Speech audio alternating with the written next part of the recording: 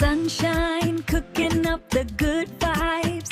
Yeah, the flavor's all alive. Sunshine cooking up the good vibes. Yeah, the flavor's all alive. Krishna જય માતાજી, હું છું સેજલ રાબડિયા અને તમારા બધાયનું મારે આજની નવી રેસીપીમાં હાર્દિક સ્વાગત કરું છું. અને હું આજે તમારા બધાય માટે પાછી મસ્ત રેસીપી લઈને આવી ગઈ છું. અને આ રેસીપી સ્પેશિયલ છે ને બાળકો માટે છે. અને આજે આપણે બનાવવાનું છે વધેલી રોટલીનું ટાકોસ બનાવવાનું છે. જો ટાકોસ બનાવવા માટે આપણે પેલા બાફેલા બટેકા લઈ લીધા છે.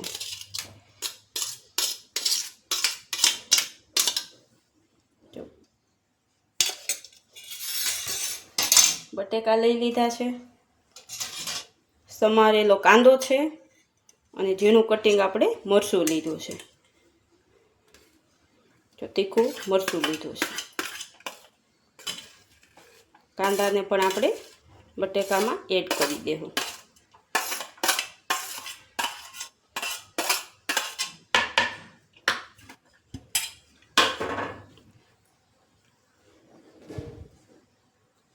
ત્યારબાદ આપણે સિનીફેક્સ લઈ લીધું છે. આપણે લીલું મરચું લીધું છે એટલે સિનીફેક્સ આપણે ઓછો ઉપયોગ કરવાનો છે.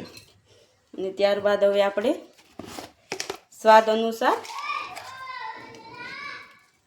ઝીણું મીઠું લેવાનું છે. ત્યારબાદ આપણે હળદર પાવડર લેવાનો છે. ત્યારબાદ આપણે લાલ મરચું પાવડર લેવાનું છે. અને ત્યારબાદ આપણે ધાણા જીરું લેવાનું છે. આને આપણે છે ને વઘાર નથી મારવાનો, બધાયની બનાવવાની અલગ અલગ રીત હોય છે. એટલે આપણે છે ને ઓછા તેલમાં બને ને એવું બનાવવાનું છે. એટલે આપણે આમાં બધું સામગ્રી કાચી ઉમેરી દીધી છે. હવે આને બધુંય મિક્સ કરી દેવાનું છે. પહેલાં તો જો બધો જ મસાલો કંઈક આ રીતનો આપણે મિક્સ કરી દીધો છે. અને એકદમ છે ને આપણે એને બધું ક્રશ નથી કરી દેવાનું, આખા ભાંગું રાખવાનું છે બટેકું. જો કંઈક આ રીતનું આપણે બટેકા રાખ્યા છે. અને હવે આપણી છે ને વધેલી રોટલી છે ને એને લેવાની છે આપણે. જો 2 મીડિયમ સાઇઝની ડીશ લઈ લીધી છે. આમાં આપણે બનાવવાનું છે અને આમાં મૂકતા જાશું.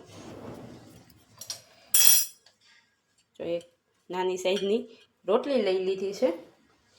હવે એમાં આપણે આ ટમેટા સોસ લગાવવાનો છે.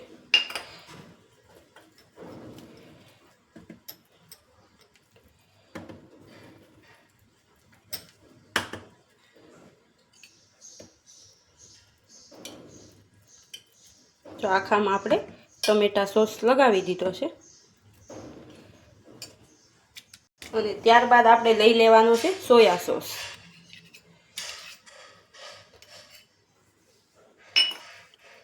સોયા સોસનું પ્રમાણ આપણે ટમેટા સોસથી થોડું ઓછું રાખવાનું છે.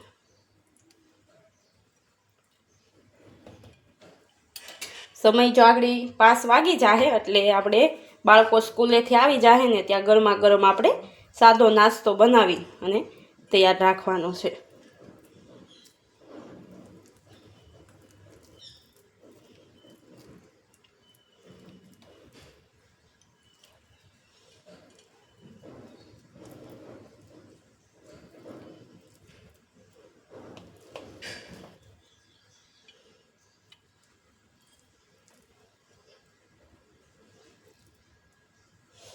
તો આ રીતનો ભરી દીધો છે અને રોટલીને આપણે પલટાવી નાખવાની છે આ રીતે. એને હવે આ સાઈડમાં ડીશમાં રાખી દેવું. હવે આપણે બીજી રોટલી લઈ લઈએ. આપણે છે ને 3 રોટલીનો નાસ્તો બનાવવાનો છે એટલે 3 પીસ થાય. પહેલાં 3 પીસ આપણે છે ને ભરી અને કમ્પ્લીટ કરી દઈએ. જો બીજી પણ રોટલી આપણી ભરાઈ તૈયાર થઈ ગઈ છે. એને પણ આપણે બીજી ડીશમાં રાખી દઈએ. હવે વધી એક રોટલી. જો આપણી ત્રીજી રોટલી પણ ભરી અને તૈયાર થઈ ગઈ છે. હવે આપણે આગળની તૈયારી કરવાની છે. તો આ રીતની કંઈક આપણે 3 રોટલી ભરી અને તૈયાર કરી દીધી છે. આપણે છે ને રોટલીને તેલમાં શેકવાની છે, એટલે એના માટે આપણે જે રોટલી બનાવીને એ જ લોટી લીધી છે. એમાં હવે આપણે થોડુંક તેલ લેવાનું છે. જો આ રીતનું કંઈક તેલનું પ્રમાણ આપણે ઓછું રાખવાનું છે. આખામાં રીતનું ફેલાવી દઈશું.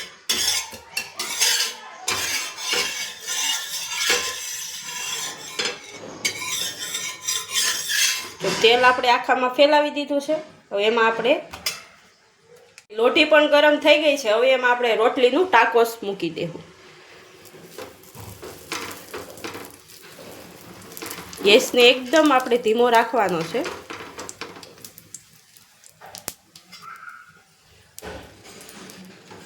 અને થોડું ઘણું તેલ આપણે આ રીતનું આમ ઉપરથી એમાં લગાવવાનું છે.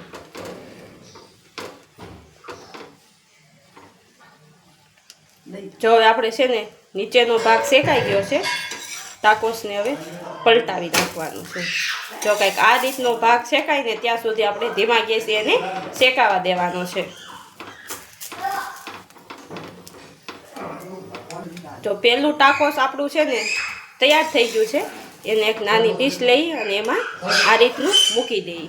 જો પહેલું બનાવતા કંઈક આવું દેખાવાનું છે. જો હવે આપણે બીજું ટાકોસ મૂકવાનું છે. બીજા ટાકોસને કંઈક આ રીતનું આમ દબોસી લઈએ એટલે એક સરખું બધે મસ્ત સડી જાય. જો આપણું બીજું ટાકોસ પણ બની અને એકદમ સરસ રીતે તૈયાર થઈ ગયું છે. હવે એક નંગ રહ્યો છે આપણે. ફાઇનલી આપણા બધા જ ટાકોસ બની અને તૈયાર થઈ ગયા છે. કંઈક આ રીતના ટાકોસ બની ગયા છે. એનું કંઈક કટિંગ કરી લઈએ.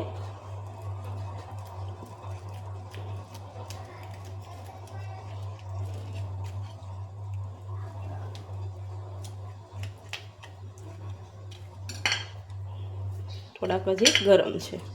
જો કંઈક આ રીતના કટિંગ થતા દેખાય છે. એકદમ તીખા અને તમતમતા ટેસ્ટી.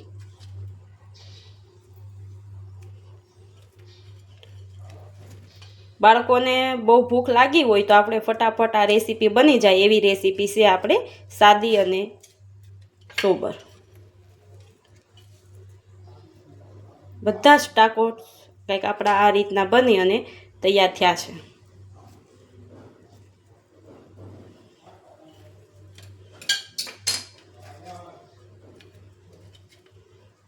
મસ્ત જો આપણે આ રીતની ડીશમાં ગોઠવી અને બાળકોને આપી દઈ ગરમા ગરમ. એકદમ પીઝા જેવી સ્મેલ આવે છે અને પીઝાનું કટિંગ હોય એ રીતનું આપણે કટિંગ કર્યું છે. ફાઇનલી આપણા ટાકોસ બની અને તૈયાર થઈ ગયા છે. અને મારી ટાકોસ બનાવવાની રીત તમને કેવી લાગી મને કોમેન્ટમાં જણાવજો. અને તમે કઈ રીતે બનાવો છો ને એ તમે મને કોમેન્ટમાં જણાવજો.